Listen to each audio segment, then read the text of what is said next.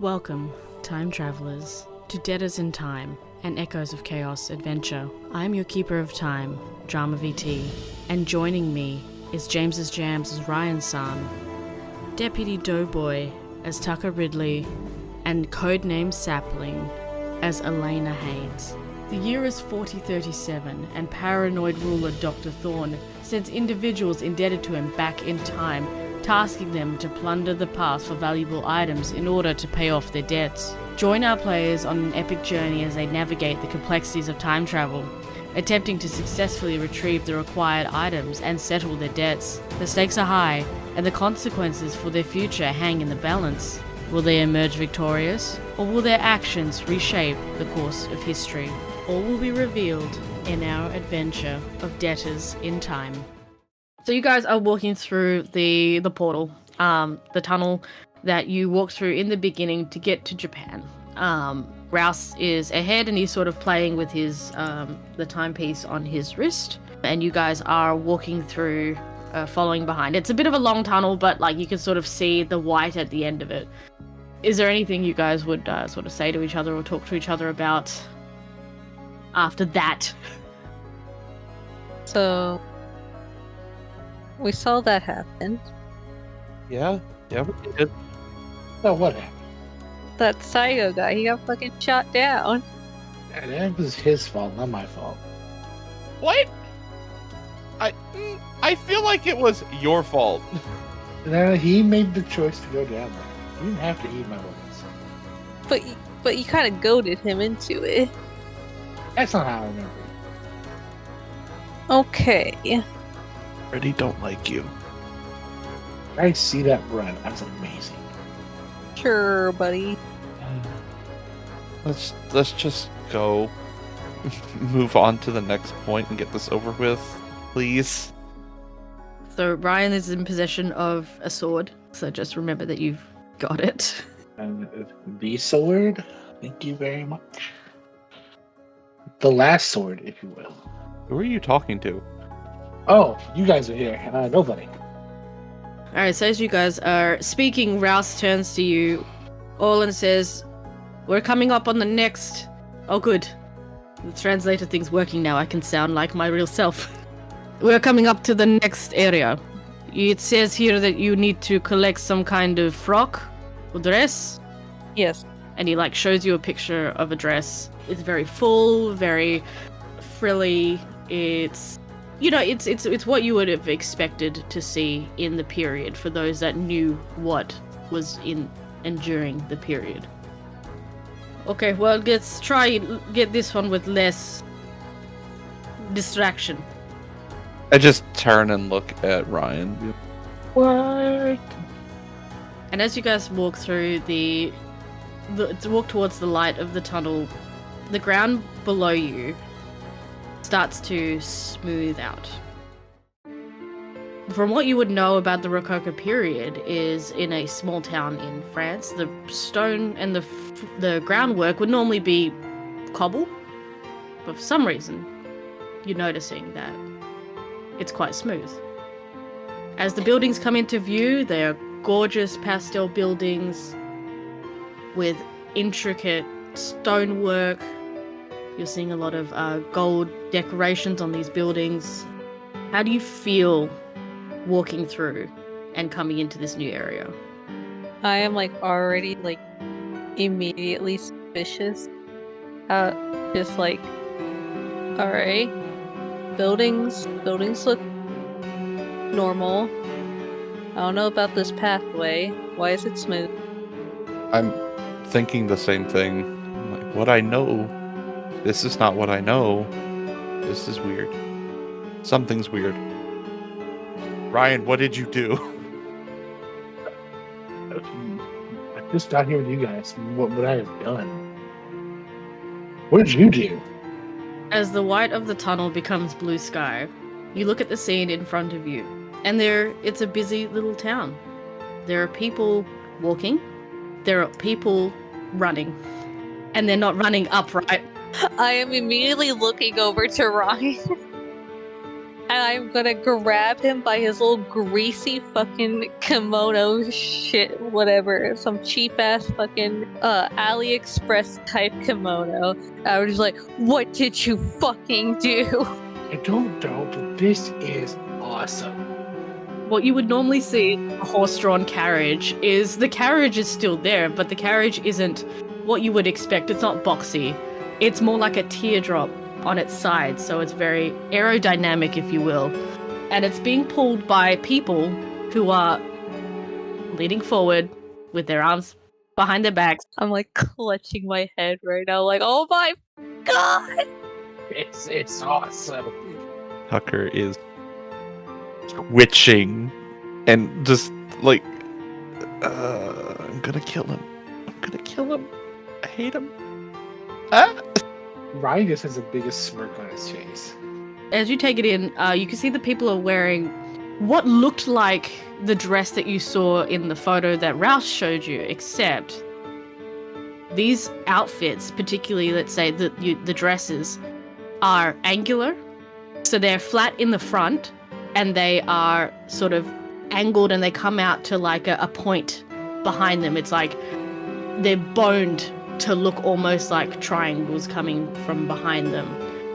The hair, which you would normally have expected to be, you know, in either tied up nicely or in like some kind of like updo, they are sleeked back with gel. No. They're wearing, like, the women are wearing bonnets, but the bonnets are being worn backwards. And the same with the gentlemen with their coats. Their coats are, the tails of their coats are stiffened, so like their fins, and their hairs are also pulled backwards into spikes that will help their velocity as they move through the spaces in town. It's ruined. Everything's ruined. You did this. Wow.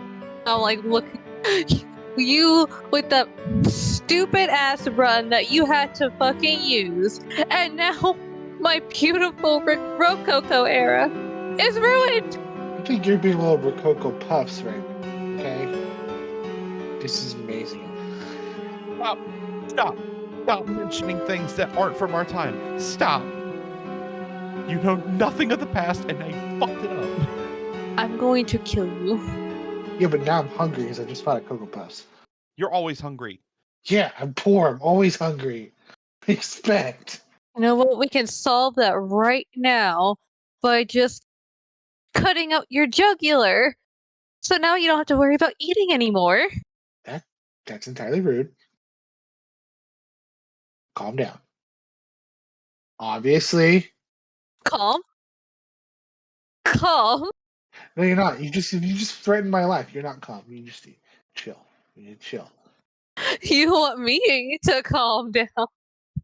You ruined everything. Okay, I do think we need to take a breath.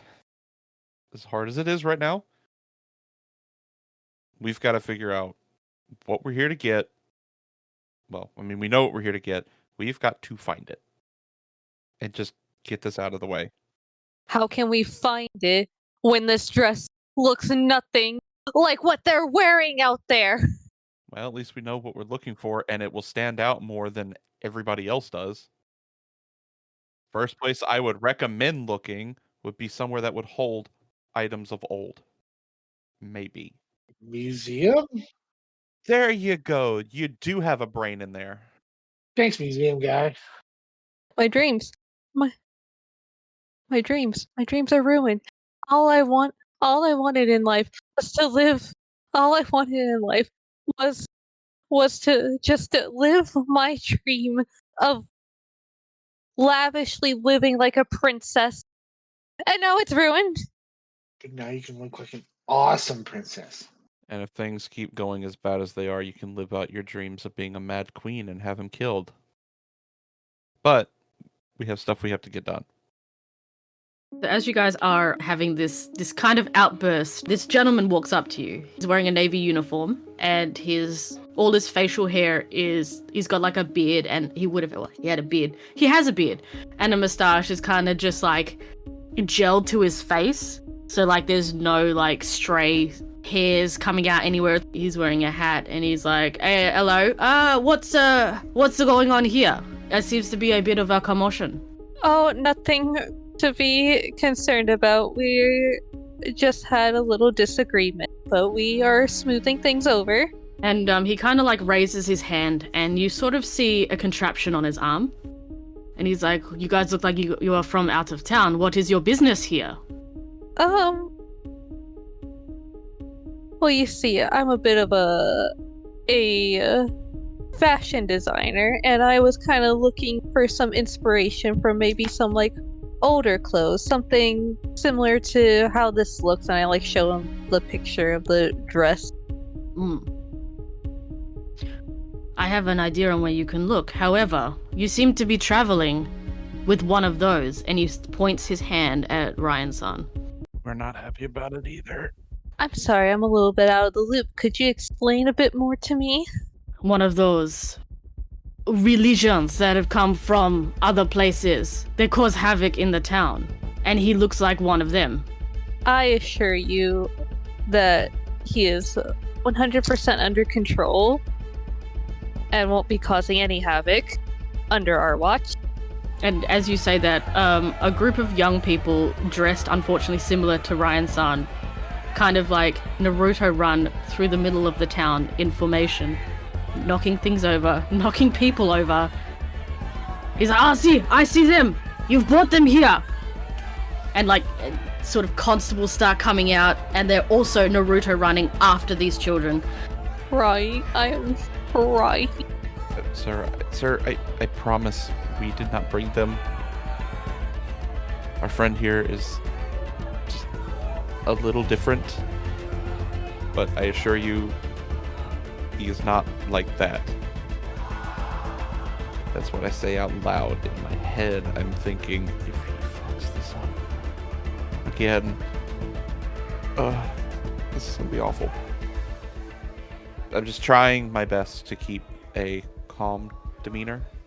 Well, Ryan-san has an inner monologue out loud, and Ryan-san takes a bit of a proud pose, hands on his hips, and just, like I said, inner monologue, but out loud. Run, my children, run. Not paying attention to anything the constable is saying. I notice this and I elbow him in the gut while I'm trying to reassure this guy. Ow, what? Stop talking, please. See, he is one of them. You can see from his palm, just under his palm, he's like got like, think Iron Man style, pointing this at Ryan. You start to see a little flame come out of the bottom as he's trying to like push Ryan, if not like intimidate him to walk backwards to where the rest of the constables have this group of people sort of cornered. And I think Ryan-san, let's see here. He's being told not to make a scene on the museum, man. Tucker. That's probably what Ryan-san would call Tucker, the museum man. Being told to shut up, not make a scene. He's trying so hard not to. And I think my palm also goes out to think okay, I can't be intimidated. But it's like, let's see how this plays out, and I will resist for the moment, because we're not trying to, and Ryan-san's trying to be good. It's really hard. He doesn't have very good. He doesn't have really good impulse control, but he's trying his best for the moment, and he will not dig into the temptation. And he will back up as he's being approached by this constable-looking guy. What the constable's trying to do is like, behind you, all of these hooligans that are all dressed in kimonos are being sort of herded into like a group, so they're being surrounded by all the other policemen. And the other policemen have the same contraption on their wrists with small flames at the bottom. And you can see that these hooligans are getting a little bit antsy, and they've got their hands inside their kimonos, and they're like trying to like egg the constables on. And and then one of them pulls a katana and lunges for one of the constables. And all you hear is "Flammea!" And a jet of fire comes out from the constable's contraption, and it shoots a flame directly at the attacker. It doesn't necessarily burn him in the face, kind of catches him just short because the distance of the flame isn't very large. So he kind of like just, and like he gets a bit scared and like steps back and puts his sword down. You can just like hear me crying in the background as all of this is happening. Just like, oh, it's ruined.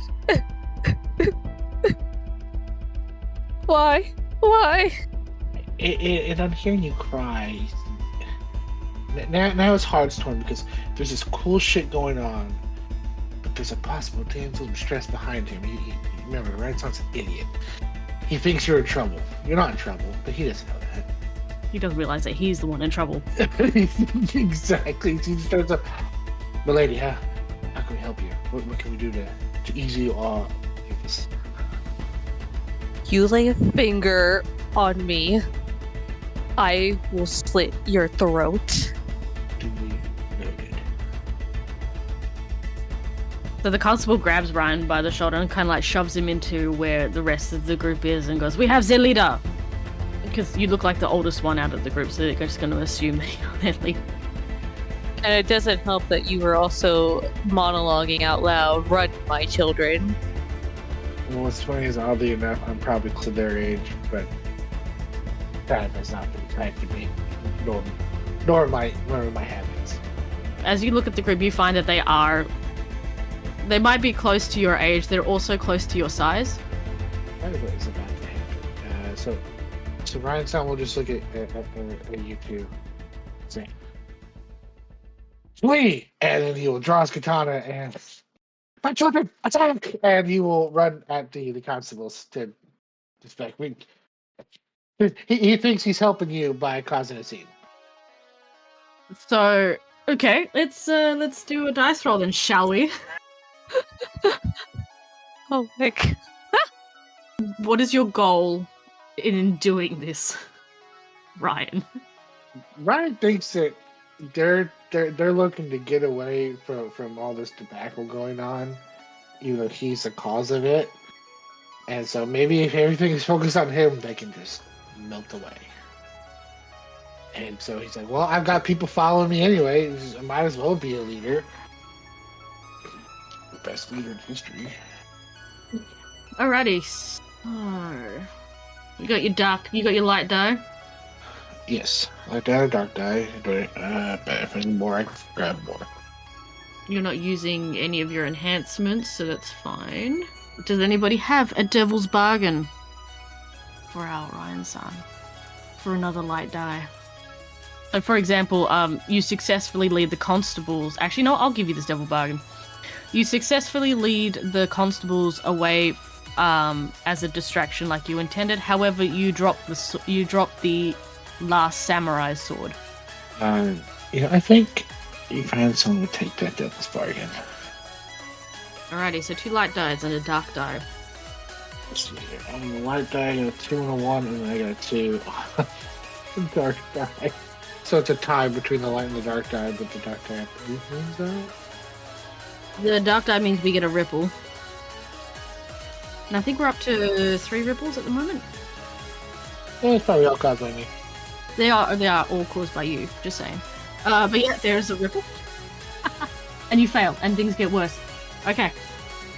So as you are trying to distract them, more constables show up, and they start herding Alaina and Tucker into the center as well, with their flamethrowers pointed at them. Please, there's gotta be a misunderstanding. I didn't do anything.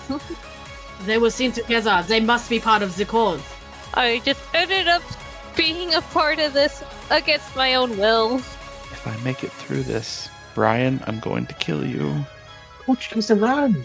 You didn't give us you gave no opportunity to run.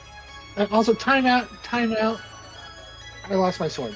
So, time out? What does that mean? Because you stop doing what you're doing while I find my sword. Hold on. It's LARP rules, man. Come on. I don't think they know what that is. I wish you didn't know what that was. Guys, we're gonna have to go back. I forgot my sword. So can we go back to Japan, get another sword, and then we'll come back here again? Idiot. It's tied to your waist. How do you lose this? It's right there. He looks around his large waist and it has fallen out of his scabbard. He doesn't even remember drawing it, but he did draw it. In his attempt to distract, he's dropped it somewhere. Tucker, as this is happening, you have a constable in front of you who's pretty young. I don't know if you can really take him seriously because of his hair being like pulled so far back into like a point. But he's really nervous. And you can see he's got his flamethrower pointed at you and he's shaking. And he keeps sort of darting his eyes to the other constables, like almost waiting and looking for a reason. Hey, buddy. Don't talk to me. You okay? Don't talk to me. You don't look so good. You are a criminal. You've caused so much damage in this town. Don't talk to me. I'm not a criminal. No, I'm not a criminal. I just got here. I've done nothing. You were here with him with that guy. With come on, use your words, please. I'm the nervous one here, and you're stuttering. Like, come on, words. I just need you to calm down. We've done nothing. Now, the problem that you have with these, I want to say little hooligans. They're not very little, but you get the idea. That's not our problem. We just happened to get here. You are making unfair judgments based on what we're wearing and what we possess. We have committed no crime. I'm gonna make you roll for it. Fuck. Okay. And you get one light, one dark die, because you are putting yourself at risk at this point, which is what the dark die is for. Works for me. Okay. So light die, we've got a 6, and a dark die is a 3. So describe to me what happens as you're speaking to this kid. In my head, I'm hoping he'll understand that he's just following with no real basis of what's going on, and he'll start second guessing and get the other constables to sort of focus more on him than they are us. So as I'm just talking him down, and he's becoming less certain that he's right. So as you're talking, he kind of like he's still shaking. He kind of lowers his hand a bit, and he's like, "I'm just following orders. I'm just doing what I'm told. I'm doing my job." And you're doing fantastic at it. The problem is you're doing a job when we did nothing. You have no proof that we did anything. We just happened to be in the wrong place at the wrong time. It's not our fault these kids, young people, want to do this. What did we do wrong? And he sort of looks over at the constable that's next to him that has one pointed at Alaina. And he's like, I don't think they're a problem. Look, it's that one, and he like indicates to Alaina. She's dressed the same, well, almost the same as us. She must be just from out of town. And the other guy's like, shut up, man. Like, you gotta do what the constable tells you. And so he kind of, the constable that you've been talking to kind of looks at you and goes, well, maybe if you guys just sneak off to the side, you guys can just go and we can deal with these guys. I like the way you think. If you'll allow us to take our friend. The fat one? Unfortunately, yes. You can't do that, man. Like, I could... Look, they're all looking at him. And there's no way we can let you go. Especially because he's dressed like them. He talks like them. If I may interject here a little bit more, and at this point I'm speaking a little bit more loudly. This man, though he may fit the description of your problem children here, and every characteristic, I will say with utter sincerity, this is a full-blown coincidence. This man is just an idiot. There is barely a brain rattling inside his head. But as you can see, all the three of us are all dressed differently, and we just happen to appear in town, we unaware of the situations going on. Yes, we are all armed in one way or another. He has his sword. Well, had his sword. This proves just how stupid he actually is. He can't find it. Is he really a threat? Are we really a threat to you? And one of the hooligans kind of speaks up and goes, "Hey, he looks like Rane-san, our leader. No. That god that we all follow. He looks exactly like him, with the hat and everything." And I look like Milo Thatch from the movie that you don't know about. I don't say that out loud. I'm just thinking it in my head. He is our leader. Looks are deceiving. Do tell me, this god you speak of, when did this become a thing? Give me a time. One of the older ones kind of steps forward, like kind of just like hands up. Well, we heard stories from like the traders that came back from Japan about, and they all sound like dude bros. I'm not doing a French dude bro. And they were talking about this god that disintegrated like a whole army of people, and he would run, like, you know how like we run, like, you know, like, and everyone's like picked up on that, but they're not like true believers like we are. We dress as he dressed in a kimono. We carry the katana. He's just so badass, and he looks like him. That's what the drawings depict. Ah, drawings. Okay. How easy would it be for me to draw a picture of you and say the same things about you? It's just a story, my guy. Yeah, but these drawings are from hundreds of years ago. It's like there were stories passed down about, like, you know, how he was gonna like save the samurai, and like how he did his best to save the last samurai. Oh, but you know, stuff happened and it didn't work out. But you know, he was so cool. Well, that's why we're here, man. We're living on the legacy. And if that were the case, if he were supposed to save them and he was such a god, why didn't it work? Damn, Tucker's like single-handedly trying to destroy a religion. And so the constable will kind of turn to you and be like, "These people don't seem to be part of this religion. Take him and the girl away." And so the constables will kind of like grab you and start pulling you away. "We have asked you guys to leave our town, and yet here you are again. Now you have your leader. Maybe we'll just get rid of you once and for all." Well, before you do that, though, Ryan-san turns to look at the dude bro talking. He says, "I disintegrated a guy?" Yeah, that's what the story says. Like, you just disintegrated, like, the Ryun-san just, like, disintegrated him into ash. Like this? And I point my fist, my open palm, at the constable. No.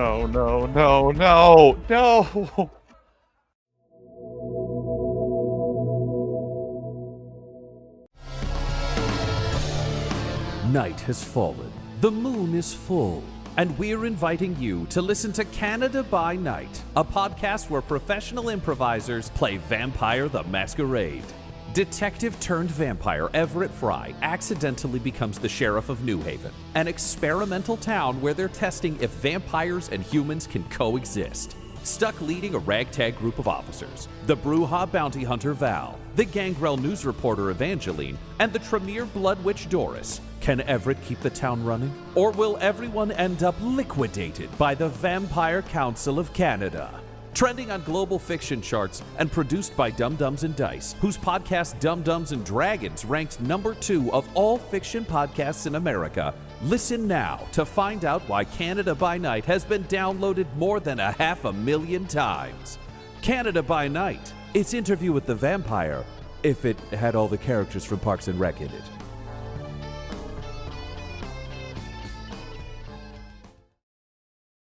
Four content creators come together to put their souls, their minds, and their dice to the test in the live play D&D podcast, Dice of Discordia. Follow along as Drama VT, Deputy Doughboy, and James's Jams venture through the desert region of Shamond. DM'd by Ivy Zadino, will our 3 adventurers find their true purpose within the sandy region? Well, you can find out every Sunday on Spotify and YouTube. Just look under Cool Kids Club Dice of Discordia. See you there.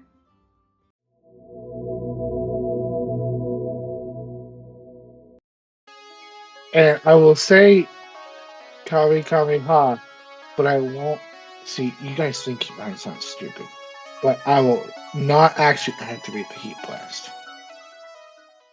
So nothing happens after I say that and go, oh shit, it must not be me.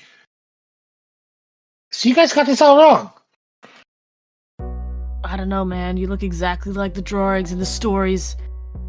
Have you ever heard of cosplay? Oh, yeah. Oh my god, no. See, when you idolize somebody like this, you dress up like them. Kind of like what you're doing now. Yeah, so I mean, you guys are cosplaying, so I wanted to look like our idol, you know? Our god, so to speak. So I tipped my head to Conspo. G'day. And just go to walk off with Tucker and Lane. So as you try and walk away, obviously, constables kind of like jump at you to like stop you. There's a couple of them because, you know, they're all skinny people and they're just like, "Ugh," and they like kind of hold you into place and kind of bring you down to your knees. And the constable says, we have an order from the king to eliminate all who are causing trouble in our town. We have orders from the king to remove you from our society one way or another. Either leave peacefully or face execution. Aren't you the ones that started all this? Just no. He turns to look at Tucker and he approached us, right? Right? And the group are kind of like, yeah, totally, man. We were just like, you know, hanging out, and they just jumped us. And not like looking at the trail of destruction, people trying to fix their like dresses and carts, and they're just kind of like tucking like pieces of like purses and jewelry into their kimonos. Can they at least, you know, go and check out what they need to check out? And then we'll leave peacefully? They are not our concern anymore. They can do whatever they wish. It's you we have a problem with. You and your group of weirdos. I'm gonna try this one last time. Just putting this out there. If you let us, the three of us, go do what we have to do, we'll make sure he never comes back. What you do with them, the rest of them, they've been here longer, I'm sure. You know, we just got here. We don't plan on being here very long. Just let him come with us, because he is kind of a part of our little traveling group. We'll get what we need to do, and we will leave. You will never see us again. I'm like sniffing. I'm like, yes, we promise. Please, just leave him alone. Do what you have to do in this town. And then we don't want to see you or your little group. And he gestures to the kimono-wearing weirdos. But anything that happens while you are here, they will suffer, and you will suffer the consequences. He'll turn to the kids and go, behave. That's an order from somebody dressed as your god. Okay, so the constable kind of lowers his arm, and so do all the other constables, and they kind of all just turn and walk away. Like, just like positions in the town where, like, they can oversee. And, the group of kimono-wearing weirdos, sort of walks over to Ryan, and they're, like, they're like, wow, man, this kimono looks so authentic. Can we see your sword? Yeah, if you can find it. You don't have a sword, man? What kind of cosplay is that if you don't have, like, all of the materials? Like, we were strapped, man. We got our own swords. We got the hats and everything. You know what? Maybe you're just better at this than me. How about you guys be the gods now, but just be on the down low for, like, I don't know, a day. Yeah, man. Look, we got stuff we gotta do around here anyway, so, good try at, you know, trying to look like us and stuff. But, yeah, up your game. And then they turn and leave. Well, I turned to Tucker. See, he just told me to get good. Yeah, I think he did. And Ryan sounds a bit dejected. Let's just go. All the while, the sword was sitting at his feet. By the way, Ryan, it's right there. It was by your foot the whole time. You couldn't see past your gut. I'm sorry. Is that really my sword? I don't know, it could be. He's just gonna assume it is. He isn't actually at this point. He's just gonna pick it up and put it in his sheath. He has a little more pep in his step. All right, so you guys notice the group, the crowd that had gathered around to watch this commotion slowly disperses. And then you hear from behind you, Alan, is that you? What? Alan Hayes. Oh my god, Alan Hayes. I can't believe it's you. Like at this point, like my makeup has like completely like ran because I just crying so much. I'm just like, what's going on? Who are you? And you see from the crowd this person running up to you, and they're dressed the same as everybody else, which, you know, hurts you deeply. They have long brown curly hair. The hair is very curly. They're wearing their bonnet backwards to fit with the style. They have quite masculine, angular features, but they've done their makeup almost flawlessly and gorgeously. So they've got the big eyelashes, a bit of blush, makeup is pale. And you recognize them as your friend from your time period. You knew them both as Charlie and as Charlotte. And she goes, oh my god, Alan, oh my god, you did it. You're Alaina. You're Alaina now, aren't you? Yes. Don't you remember me? It's Charlotte. It's Charlotte. I can't believe you did it. I can't believe you stood up to Thorne and got him to allow you to dress the way that you wanted to dress and be who you wanted to be. I'm so proud of you. And you'll remember, the memory hits you where you and Charlotte and a few other of your friends went and had an audience with Thorne for this right to be able to represent yourself as you saw fit. And that was when Thorne, that's when Thorne imposed the debt on you. And while you were having a meeting with Thorne, your other friends were taken away. They were taken to separate rooms, which you assumed was because they were going to negotiate their own deals. But then you never saw them again. And now they're here in front of you. And she's like, I was hoping to see you again. Everybody's here. Denise is here, and Astra's here.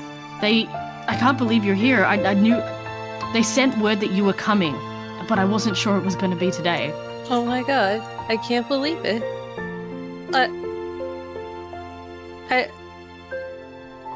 I didn't think I'd see you again. It's and she's just overcome, and sort of the others come around and sort of like, you know, they're looking you over and they're like, God, you look so beautiful. We're so proud of you. When we realized that you weren't part of the people that were sent back, we knew that you'd done the right thing. You agreed to the choice. That he offered us egregious choices, egregious debts. We just couldn't handle it, and instead they just threw us into the portal and sent us somewhere here.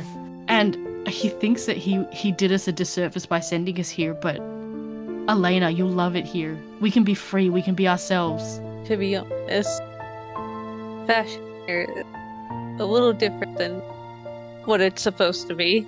And she chuckles and she's like, yeah. When the traders came back from Japan, they were obsessed with this way of moving, this running that the Japanese were doing, and they decided that was going to be a functional mode of travel, so everything just kind of followed suit. It's still pretty. And she kind of like does a twirl, trying not to cut your ankles with the point of the back of her dress. It's close, but I know it's not what you loved. Where are the frilly dresses? Like, that's kind of why I came here. I need to look for a specific dress. Oh yes, of course. They told us don't tell anybody. And like she kind of like looks around and she's kind of like looking out for Rouse. And Rouse is kind of he's in the background amongst the group, and he's kind of like looking over at this group suspiciously. And Charlotte's like, we got word that you were coming, that Thorne was sending you back in time. And you'll remember, Alaina, from the first episode when you were being taken to pay your debt, and that big fan of yours was like, I'll tell them you're coming. Oh, okay. And you didn't understand what that meant. She's like, we got word that you were coming, that it was your time, that Thorne was going to make you pay your debt. We kind of knew this was going to happen because we're part of a rebellion to stop him. And we need you and your group's help to do so. Oh! She says, you need to lose that guy, and she indicates with her eyebrows at Rouse, who's slowly coming towards you. We need you to ditch that guy so I can tell you everything. I know where your dress is. It's at the Opera House. But I can't tell you anymore while and then Rouse comes up and he's like, who is this? Who are these people? It's fucking... The translator's breaking. Now he sounds vaguely Australian again. Who are these people? I'm here to keep eye on you.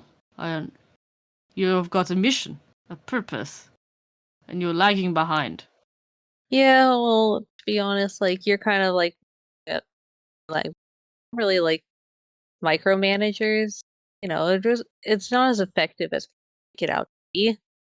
My job is to ensure you fulfill your targets and your goals for Thorne. None of this sightseeing dilly-dallying. Okay, we're gonna get our shit done. Just like calm down. Oh, like, pretty sure you let us a little loose the last time, and we got our thing. And he kind of nods and sort of just stands there and folds his arms, watching the group in front of you. And Charlotte goes, oh, well, you know, if you're new to town, you'll absolutely love the opera. I can tell that you are a woman of fashion. So, you know, we have a couple of tickets if you want to come and watch the show. And, yeah, like, we'd love to see you around town. Like, sorry you got messed up and all of that stuff. And she sort of winks at you and turns and walks away. Oh, look at that. It looks like I got my first lead, and I didn't need your help. He, like, sort of just sniffs and goes back to sort of being in the background. What do you do? How's everyone feeling?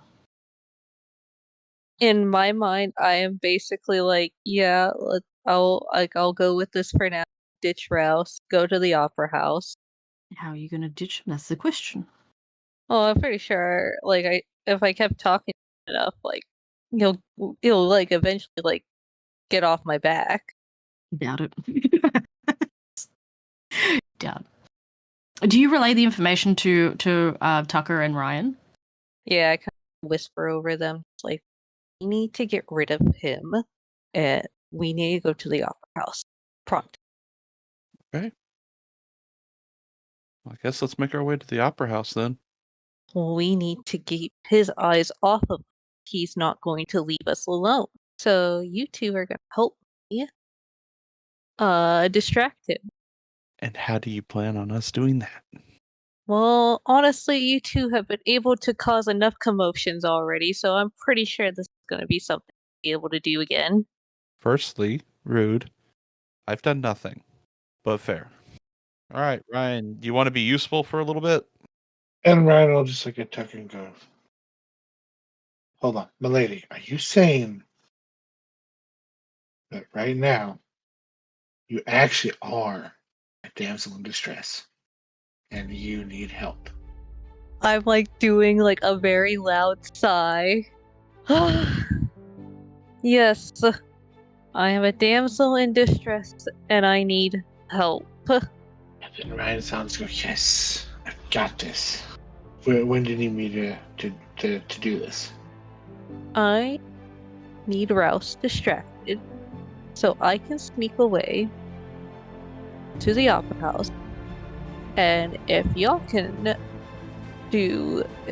get away from him, I would like y'all to also meet at the Opera House. but we need to keep Ralph's eyes away from us. Got it. And so he'll turn to Rouse.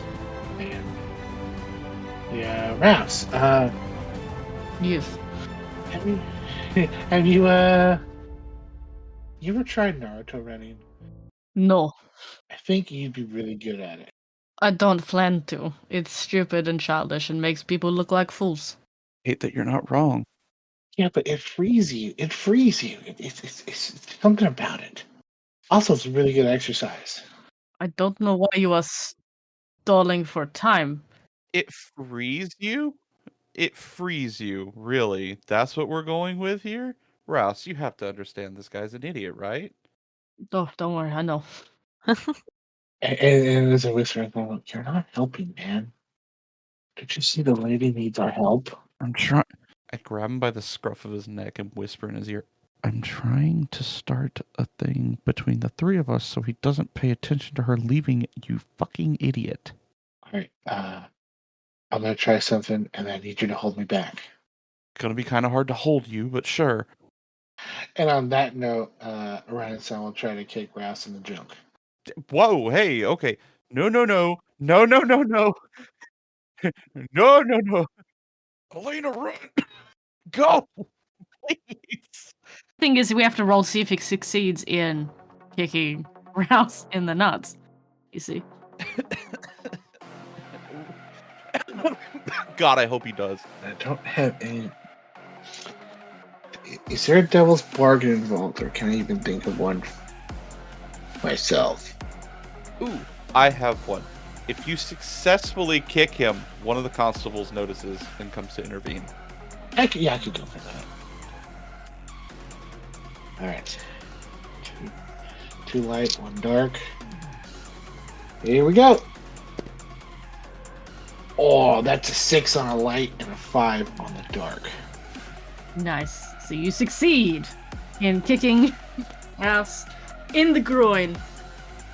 And so describe doing that. See, now, Ryan-san might be a big boy. But as we all know, sometimes you can be fast for your size. And just out of nowhere, foot connects with crotch. And even Ryan-san himself is surprised at how fast he just moved. As Rouse just sinks to his knees, as boys know, when usually happens after you get kicked in the junk. And then he looks over to constables running at him, and he goes, "Oh shit!" And he's hoping that Alaina has used this distraction to run and get to the opera house. Oh yeah. Okay, so Rouse sinks to his knees. He's like spitting words, vile words at you, cursing your name, all that jazz. And these two constables run over with their flamethrowers drawn. They're like, "What is the meaning of this commotion?" So I notice them coming over, and I immediately start yelling at Rouse. Sir, how dare you try and steal our stuff out of our pockets? That's very rude. You tried to assault our friend. This is ridiculous. You get what you come to. Constable, sir, this man tried to rob us. We were trying to do right by your town and by your city and stay out of trouble, and he just comes out of nowhere and tries to take our stuff. So, I mean, we defended ourselves. We apologize for that, but this man is a problem. He's the problem in this town. All right, give me a roll to convince them, just for Tucker. So it's a 6 on the light and a 1 on the dark. Really? Yeah, I'm being. Hang on, just so you. No, it's okay. I believe you. God damn it! You're just not helping my story. So, quick question here. As I'm about to take him away, I'm like, yeah, and he stole this from me. And can I swipe that timepiece? Roll for it. You better have loaded dice, my friend. And I want Doughboy to roll my dice for me. All right. So 1 and 1. I'm not even gonna take a devil's bargain. We're just gonna do this. Oh no. Mulligan? What's the roll? What'd you get? A 1 on light, a 2 on the dirt. You can roll again, but you have to add another dark die, my friend. All right. That's right. We can do that. Re-rolling. Are you fucking shitting me? It's a 1 and a 3 on the dark die and a 1 on the light die. Oh my god. Well, looks like I am just fantastic at this. That's okay. Just means we have another ripple to go ahead. Okay. So, how badly are we gonna fuck this up? How many ripples by now? So we're 5 now, so that actually creates our first echo. Right, so you go and you attempt to swipe the timepiece from Rouse's wrist, and he sees what you're doing, tries to wriggle out of your grip, and in doing so, one of the constables had their flamethrowers prepped, as in cocked, if you will. And as Rouse is moving, because he's quite a big guy, and even though there is 2 of them, he starts to throw his arms, and in the motion, one of the constables' arm gets knocked, ignites the flamethrower, and a flame flies directly at Tucker. You know. I activate my enhancement of steel skin in a split second. Guess what you have to do for that, my friend? Yeah, roll. No. Better fucking work. Come on, Google. It's a 4 on the light, 5 on the dark. Fuck! Alrighty, we got another ripple. Yeah, it is a success, yes. You do still succeed. So you do. So you ignite your steel skin. What does that look like? Throws up like a, almost kind of like a force field, I guess is the way you could do it. So it's like a hex pattern. Just barely coming off of his figure. So when the fire so whenever the flame hits, you can see it sort of shimmer around. You can see that hex pattern sort of hit. Yeah. Okay. Like it. I like it. Okay. So so as you do so, the people around you see a small scrawny guy, almost what they think is going to happen is be burnt to a crisp. And then as the flame dies, he's still there, unscathed. And you just hear an audible gasp through the crowd.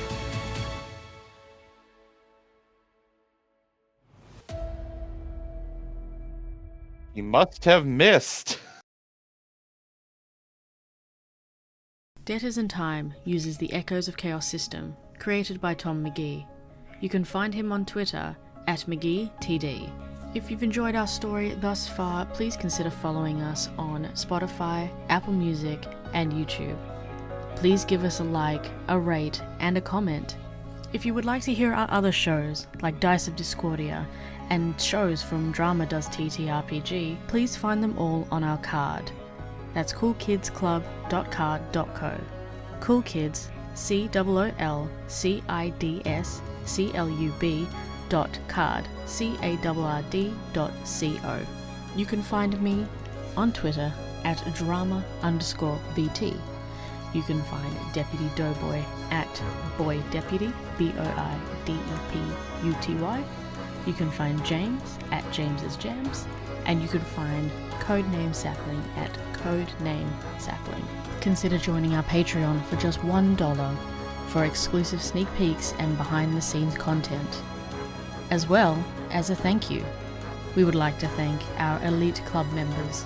Tofu Boy, don't forget, your debt is due. Join us next time for another episode of Debtors in Time.